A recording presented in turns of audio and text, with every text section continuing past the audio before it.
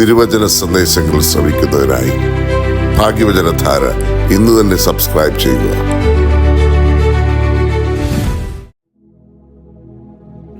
ത്രിയേക ദൈവത്തിൻ്റെ ധന്യ തിരുനാമത്തിന് മഹത്വം ഉണ്ടായിരിക്കട്ടെ. ഭാഗ്യവചനധാരയിലേക്ക് ഏവർക്കും സ്വാഗതം. ഇന്ന് നമ്മുടെ ചിന്തയ്ക്കായി വിഷയീഭവിപ്പിക്കുന്ന വേദവാക്യം മീഖാ പ്രവചനം 6-ാം അധ്യായം 8-ാം വാക്യം. മനുഷ്യ, നല്ലത് എന്തെന്ന് അവൻ നിനക്ക് കാണിച്ചു തന്നിരിക്കുന്നു. ന്യായം പ്രവർത്തിപ്പാനും ദയാതൽപരനായിരിക്കാനും നിന്റെ ദൈവത്തിൻ്റെ സന്നിധിയിൽ താഴ്മയോടെ നടപ്പാനും അല്ലാതെ എന്താകുന്നു യഹോവ നിന്നോട് ചോദിക്കുന്നത്?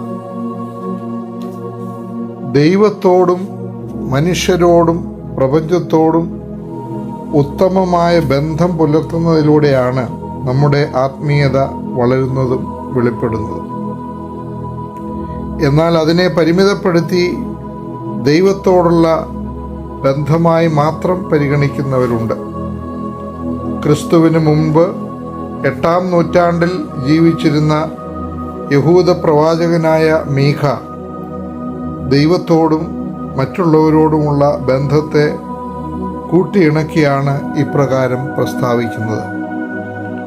നീതി പ്രവർത്തിക്കുവാനും കരുണ കാണിക്കുവാനും ദൈവത്തിൻ്റെ സന്നിധിയിൽ വിനീതനായി ചരിക്കുവാനും അദ്ദേഹം പറയുന്നു. ആധ്യാത്മികതയുടെ അളവുകോലായി എടുക്കാവുന്നതാണ് ഈ പറയപ്പെട്ട 3 കാര്യങ്ങൾ.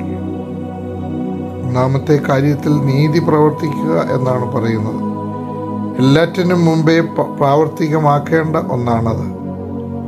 നീതിപൂർവമായ സമീപനവും പ്രവർത്തനവും ഇന്ന് സമൂഹത്തിൻ്റെ എല്ലാ തലങ്ങളിൽ നിന്നും കേൾക്കുന്നത് നീതിക്ക് വേണ്ടിയുള്ള മുറവിളിയാണ്. നീതിയോട് ചേർന്നു പോകുന്നതാണ് സമാധാനം. സമൂഹത്തിൽ സമാധാനം കൈവന്നു കാണാൻ നാം ആഗ്രഹിക്കുന്നു. പക്ഷേ നീതി നടപ്പാക്കാതെ സമാധാനം പ്രാപ്യമല്ല. നീതി കൂടാതെയുള്ള ആത്മീയതയും പൊള്ളയായിരിക്കും. ദൈവരാജ്യത്തെക്കുറിച്ചുള്ള ഒരു നിർവചനത്തിൽ നാം വായിക്കുന്നത് ദൈവരാജ്യം ഭക്ഷണവും പാനീയവുമല്ല, നീതിയും സമാധാനവും പരിശുദ്ധാത്മാവിൽ സന്തോഷവുമത്രേ എന്നാണ്. രണ്ടാമതായി മീഖാ പ്രവാചകൻ നമ്മോട് ആവശ്യപ്പെടുന്നത് കരുണ കാണിക്കുക എന്നുള്ളതാണ്. അഷ്ടസൗഭാഗ്യങ്ങൾ ഗിരിപ്രഭാഷണത്തിൽ ക്രിസ്തു വിവരിക്കുന്നതിൽ ഒന്നാണ് കരുണയുണ്ടായിരിക്കുക എന്നുള്ളത്. മനസ്സലിവിൻ്റെ വികാരം ഉള്ളിൽ ഉയരുമ്പോൾ കാരുണ്യത്തിൻ്റെ കരം നീട്ടപ്പെടും. ക്രിസ്തുവിൻ്റെ സവിശേഷ സ്വഭാവം ആയിരുന്നു മനസ്സലിവ് എന്നുള്ളത്. സുവിശേഷങ്ങളിൽ ഏതാണ്ട് 15 പ്രാവശ്യം അവിടുത്തെ മനസ്സലിവിനെ പറ്റി പരാമർശമുണ്ട്. ക്രിസ്തുവിൻ്റെ മനസ്സ് പ്രാപിച്ച് നാമും ആർദ്രതയുടെയും സ്നേഹത്തിൻ്റെയും വികാരങ്ങൾ ഉളവാക്കുന്നവർ ആകേണ്ടതാണ്. മൂന്നാമതായി സൂചിപ്പിക്കുന്നത് ദൈവത്തിൻ്റെ സന്നിധിയിൽ താഴ്മയോടെ നടക്കുക എന്നുള്ളതാണ്. നീതിയും കരുണയും ഉളവാക്കുന്നതിനും അവ നിലനിർത്തുന്നതിനും അദൃശ്യമായ ഒരു ശക്തിപ്രവാഹം ആവശ്യമാണ്. ആ ശക്തി നമുക്ക് ദൈവത്തിൽ നിന്നാണ് ലഭിക്കുന്നത്. ദൈവമനുഷ്യൻ ദൈവത്തോട് ബന്ധപ്പെടുമ്പോൾ അഹന്തയല്ല, വിനയമാണ് ഉണരുക. എല്ലാ സുഹൃതങ്ങളിലും വെച്ച് സ്വായത്തമാക്കാൻ പ്രയാസമേറിയതാണ് വിനയം. പക്ഷെ അതാണ് ഏറ്റവും മൗലികമായത്.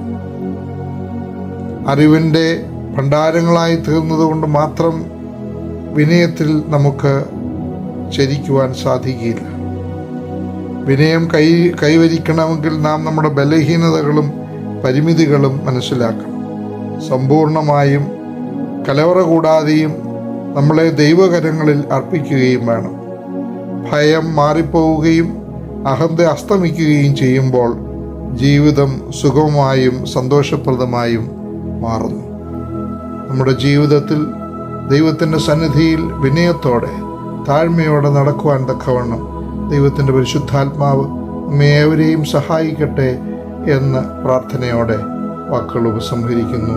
ഏവർക്കും ശുഭദിനം.